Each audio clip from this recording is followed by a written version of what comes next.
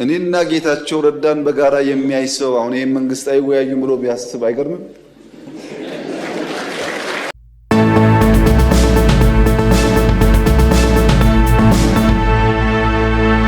ኢትዮጵያ ውስጥ የሆነን ሰፈር እገነጥላለሁ የሚልም እጠቀልላለሁ የሚልም ገቢር ነበብ አይደለም። ኢትዮጵያ ለመገንጠልም ለመጠቅለልም አትመችም። በተግባር ኢትዮጵያን ካለማወቅ በቅጡ የኢትዮጵያን ባህል ካለማወቅ እና እንደው በጉጉትና መሻት ብቻ የሚጋልቡ ፈረሶች የነሱን ፍላጎት ለማሳካት ቀላል መንገድ ይመስላቸው ከጠላት ጋር ማበር ነው። ብዙዎቹን ካያችሁ ግን ሲባል ሰምቶ ነው። መገንጠል የሚለውም ሲባል ሰምቶ ነው። ማን እንደሚገነጥልም አያውቅም። መጠቅለል የሚያስበውም ሲባል ሰምቶ ነው። እንኳን ለመጠቅለል አክብሮ ለመኖርም በጣም ከባድ ጊዜ እንደሆነ አይገባውም። ሲባል ሰምቶ ነው። ይሄ ችግር ባለበት የተሟላ ሰላም ማምጣት የራሱ ውጣ ውረድ አለው። ከታሪክ መማር ቢቻል ኖሮ በድፍን አፍሪካ የመሳሪያ አፈሙስ ይዘው መንግስታትን ተቃርነው ተዋግተው አሸንፈው ላሸነፉት ሀገር ልማትና ዲሞክራሲ ያመጣ አንድ ሀገር የለም። አንድ ታጥቆ ይመጣል፣ ታጥቆ ይመለሳል። ቅድም እንዳነሳሁት ኢህአዴግ 17 ዓመት ታግሎ መንግስት ከሆነ በኋላ ለ30 ዓመት ሰላም የነበረበትን ትግራይ ክልል እንኳን ከስንዴ እርዳታ መገላገል አልቻለም። በመሳሪያ የሚመጡ ሰዎች ብዙ ጊዜ ከመሳሪያ ያለፈ ነገር ማሰብ አይችሉም። ኢትዮጵያ ውስጥ ሰላማዊ የስልጣን ሽግግር ብቻ ነው የሚያስፈልገው። በሰላም ደግሞ መሄድ ትዕግስትና ጊዜ ይፈልጋል። ትዕግስትና ጊዜ ከሌለ አስቸጋሪ ነው። እኛ እንደ መንግስት ምን ተከተልን ያላችሁ እንደሆነ አንደኛ ችግር አለብኝ የሚል የትኛውም ኃይል ጋር መወያየት ነው። ለምሳሌ ሸኔ ጋር ተወያይተን ከፊል የሸኔ ኃይል በሰላም ገብቶ ስልጣን ላይ የሉ አልተወያየንም። ከትግራይ ወገኖች ጋር ተወያይተን ከፊሎቹ ገብተው ስልጣን ላይ የሉ። እኔና ጌታቸው ረዳን በጋራ የሚያይ ሰው አሁን ይሄን መንግስት አይወያዩም ብሎ ቢያስብ አይገርምም?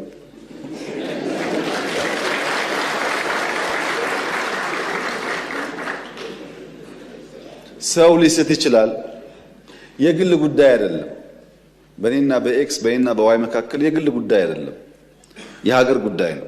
በሀገር ፍላጎት እስከተግባባን ድረስ የግሉን ቸል ማለት ያስፈልጋል ብለን ስለምናምን ነው እንጂ የለም እኮ እንደዚህ አይነት ባህል። አሁን እኛ የምናደርገው ባህል እኮ አናውቀውም። ካሸነፍክ ነው። መወያየት ያስፈልጋል። ሸኔዎቹ ጋስ የአማራውም ሸኔ የኦሮሚያውም ሸኔ የአማራውም ሸለቆ አባይ የኦሮሚያውም ሸለቆ አባይ ተወያይቶ የመጣውን ተቀብለናል። ተላላኪ ናቸው እነዚህ፣ ግን ዓላማ የላቸውም። ታገልኩለት የሚሉትን ህዝብ እየገደሉ ልማት እያደናቀፉ ማዳበሪያ እንዲሄድ እያደረጉ ታገልኩልህ ማለት ምን ማለት እንደሆነ እናንተ አስቡት። እኛ አሁንም ክፍት ነው ለመወያየት። ማንም ሰው በሰላማዊ መንገድ ህግና ስርዓት አክብሮ ይመጣ ከሆነ ለመታረቅ አይደለም አብረን ለመስራት ዝግጁ ነን። አሳይተናል 2-3 ጊዜ። ገና እኮ ይሄ ለውጥ መጥቶ በማግስቱ ሁላችሁም ግቡ አይደል እንዴ ያልነው? ማን ቀረ ከዓለም? ሁሉም ገቡ እኮ። ከገቡት ውስጥ ልብ የገዙት እድሜያቸው የገባቸው ሰክነው እየሰሩ ነው። ማርጀታቸውን ያላወቁና ጊዜ እንዳለፈባቸው ያልተገነዘቡስ ወደ ለመዱት ሄደዋል። መላክ የለመደ መላክ ይችላል። ሁለተኛ ነባር ችግሮች አሉ በእኛ ውይይት የማይፈቱ። ከሸኔዎች ጋር ብንወያይ የማይፈታ ውይይት አለ። ኢንክሉሲቭ ናሽናል ዲያሎግ እናርግ። ችግር ካለ እንደ ሀገር እንምከርና እንፍታ። ህገ መንግስት ይቀደድ፣ ባንዲራ ይቀደድ፣ ኢትዮጵያ ትቀደድ የምትሉ ሰዎች በእናንተ ፍላጎት ማድረግ አንችልም። እንወያይ፣ ህዝብ ይወስን ያልናቸው አንወያይ አላልንም። እንወያይ የሚባል ሐሳብ ኢንክሉሲቭ ናሽናል ዲያሎግ በኢትዮጵያ ውስጥ የመጀመሪያው እኛ አይደፈር ነው። በየትኛው ዘመን ነው? በደርግ ዘመን ነው ወይስ በኢህአደግ ዘመን ነው? ሲፋለም የነበረ ሰው ታርቆ አመት ሳይሞላው ሚኒስትር የሆነው አለ እናውቃለን። ኢንክሉሲቭ ናሽናል ዲያሎግ ነባር ችግር ለመፍታት ያግዛል።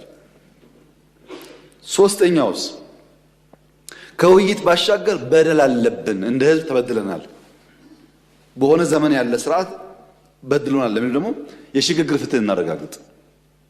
ይቅርታ ሊሆን ይችላል፣ ካሳ ሊሆን ይችላል። የሽግግር ፍትህ ደግሞ እናረጋግጥ። ለምን ኢትዮጵያ ሰላም ሆና ጸንታ እንድትኖር። የለም ብሎ አራተኛ ደግሞ የታጠቁ ኃይሎች አሉ። እነሱስ በዲዲአር ከሌላ ሀብታችን ሀብት አፍስሰን ስራ ፈጥረን ወደ ሰላማዊ ህይወት እናስገባቸው። ሁሉም በር ክፍት ነው።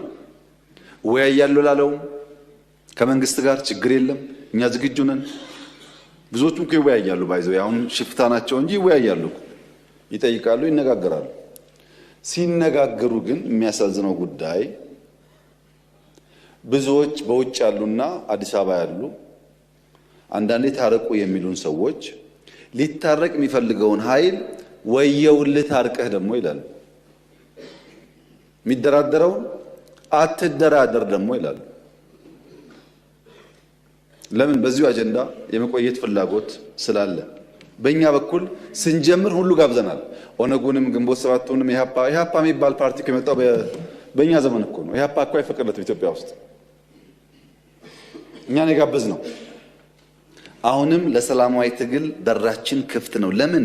ካልተደመርን በስተቀር ኢትዮጵያውያን ካልተጋገዝን በቀር የኢትዮጵያን ችግር ባጠረ ጊዜ ልንፈታ አንችልም። ሁሉ ሶሉሽን በእጁ ያለ አንድ ኃይል የለም። ትብብር ይፈልጋል። አንድ መምህር ለተማሪዎቹ ህልማችሁን ጽፋችሁ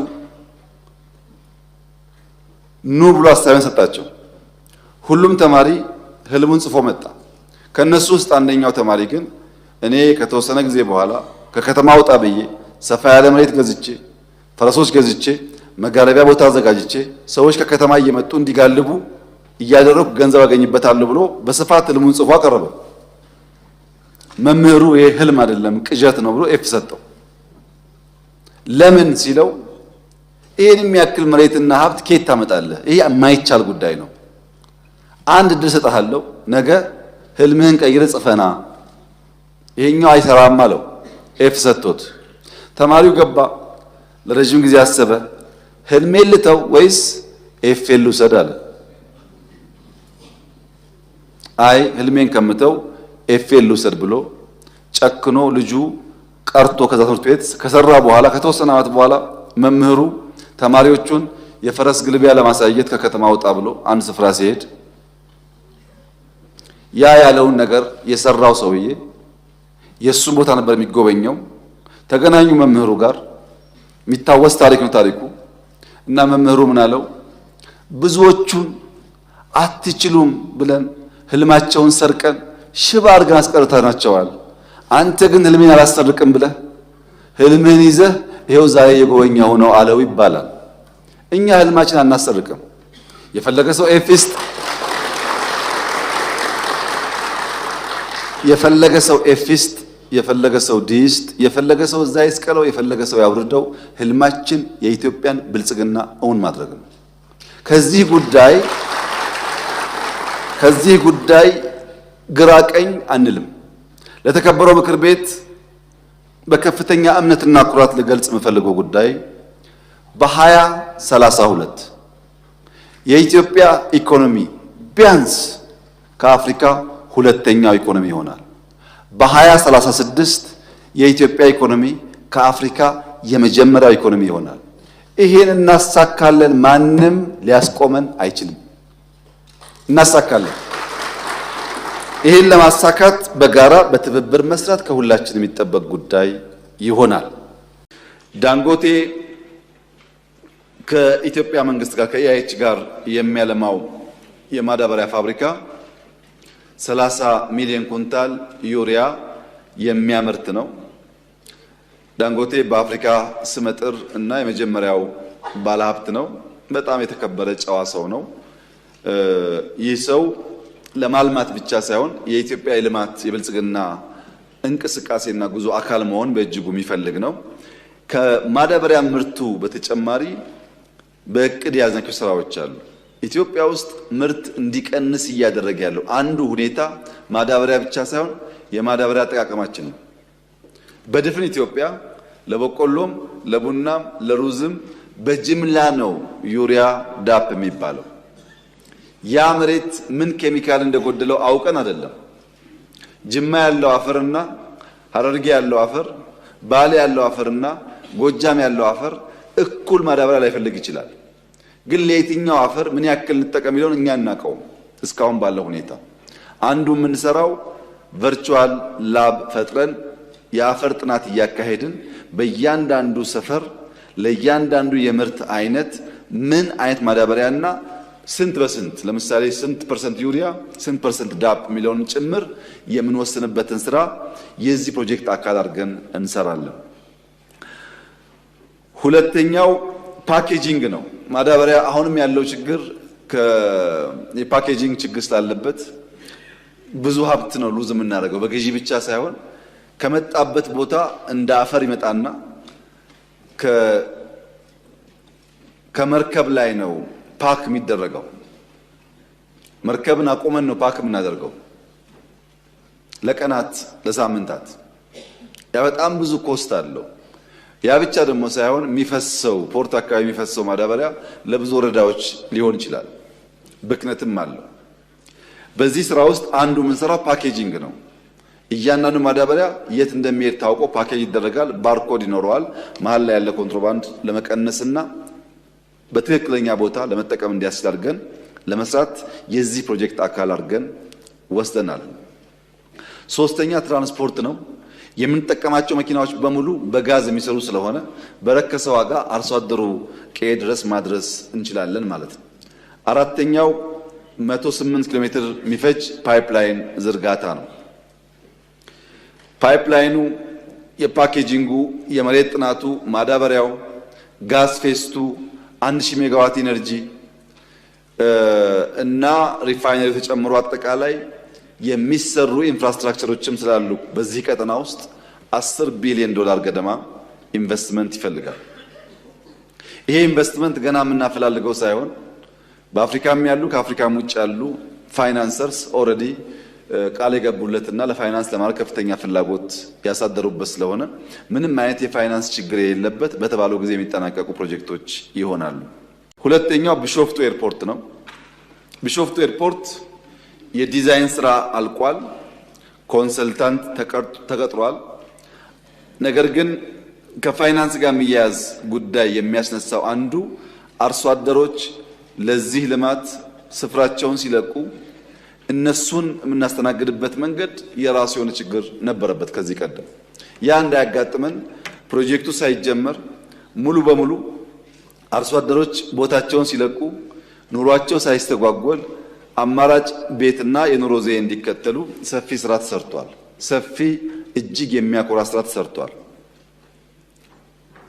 አርሶ አደሮች ደስተኛ ሆነው ኑሯቸው ተሻሽለው ከወጡ እዚያ ቦታ የምንሰራው ኤርፖርት ዘርፈ ብዙ ጠቀሜታዎች ያመጣል። ኢትዮጵያ እስካሁን ባለው ሁኔታ ለውጭ በረራ የምትጠቀመው የቦሌ ኢንተርናሽናል ኤርፖርት ነው።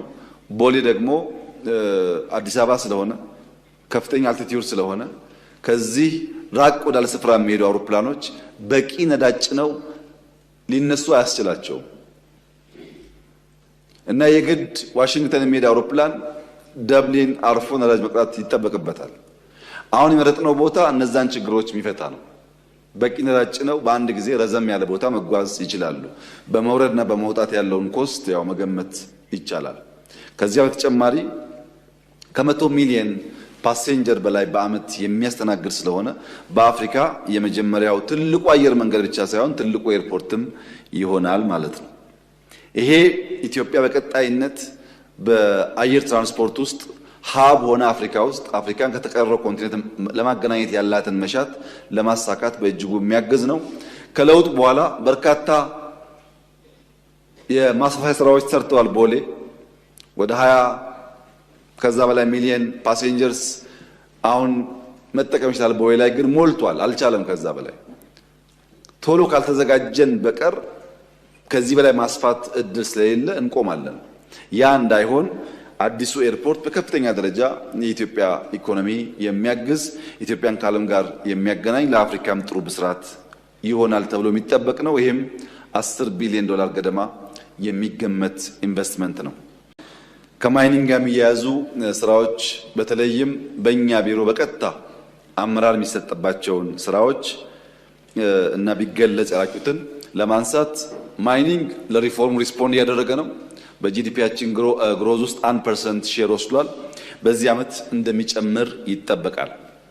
ጋዝ፣ ነዳጅ፣ ማዳበሪያን በሚመለከት ባለፈው ባስጀመርንበት አካባቢ በሶማሌ ክልል ውስጥ በጋዝ ከባቢ ብቻ 21 ትሪሊየን ኪዩቢክ ፊት የጋዝ ክምችት ኢትዮጵያ እንዳላት በእኛ ሳይሆን በሶስተኛ ወገን ተረጋግጧል። በአንድ ቦታ 21 ትሪሊየን ኪዩቢክ ፊት ጋዝ ክምችት በጣም ትልቅ ሀብት ነው። ይህንን ሀብት ላለፉት ዓመታት ለምን መጠቀም አልቻልንም ብለን መቆጨት ብቻ ሳይሆን አሁን ያለውን አውቀን በፍጥነት መጠቀም ደግሞ ከሁላችን የሚጠበቅ ይመስለኛል። ድፍድፍ ነዳጅ በሚመለከት እንዲሁ ከፍተኛ ክምችት እንዳለ በሶስተኛ ወገን ተረጋግጧል። እነዚህ ማረጋገጫዎች ከወሰድን በኋላ የነበረን ድካም የነበረን ስንፍና አንደኛው ሰዎች ጋዝ፣ ነዳጅ እናልማ ወይም ወርቅ እናልማ ብለው ላይሰንስ ይወስዳሉ። ላይሰንስ ከወሰዱ በኋላ ስራው አይሰራም። አብዛኛው ላይሰንስ ወሳጅ ደላላ ነው፣ አልሚ ሳይሆን ደላላ ነው። ይሄ በጋዝ ብቻ ሳይሆን በወርቅም ይሄ ችግር አለ። ወርቅ በካቢኔ የሚታየው ጉዳይ ላይሰንስ ነው። ካቢኔ ከማየቱ በፊት ኤክስፕሎሬሽን ላይሰንስ የሚባል በተቋም ይሰጣል። በጣም በርካታ ሰዎች በዛ መንገድ ላይሰንስ ይወስዳሉ። ለዓመታት ኢንቨስት የሚያደርግ ሰው እያፈላለጉ ይቆያሉ። ስራው አይሰራም። በዚህ መንገድ ከ2 ዓመት በፊት የጋዝ ፕሮጀክት የወሰደው አካል በበቂ ሊሰራ ስላልቻለ ከቻይና መንግስት ጋር መንግስት ለመንግስት ተነጋግረን የመንግስት ከፍተኛ ሀብት ያለበት ጂሲጂ የሚባል ግሩፕ፣ ጎልደን ኮንኮርድ ግሩፕ የሚባል የቻይና ኩባንያ በዚያ ስፍራ ያለውን ጋዝ የመጀመሪያ ፌዝ ከኛ ጋር ለማልማት ተስማምቶ በ14 ወራት ውስጥ የመጀመሪያውን ፌዝ አጠናቀናል። በ14 ወራት የመጀመሪያውን ፌዝ ማጠናቀቃችን ብቻ ሳይሆን ጋዝ ኢትዮጵያ ውስጥ ማልማት ይቻላል የሚለው እሳቤ የሚቀጥለውን ፌዝ ለመጀመር በእጅጉ አግዟል። ፌስቱ በቅርቡ ማስጀመራችን ይታወቃል። በ24 ወር ውስጥ እንጨርሳለን። የዛሬ 24 ወር ለዚህ ምክር ቤት መጨረሳችንን እናበስራለን። ጀምረን የማንጨርሰው ነገር እንደሌለ የሚታወቅ ስለሆነ ነዳጅ ማጣሪያ ሪፋይነሪ ከጋዝ ፌስ በተጨማሪ ሁለተኛው ፕሮጀክት ነው።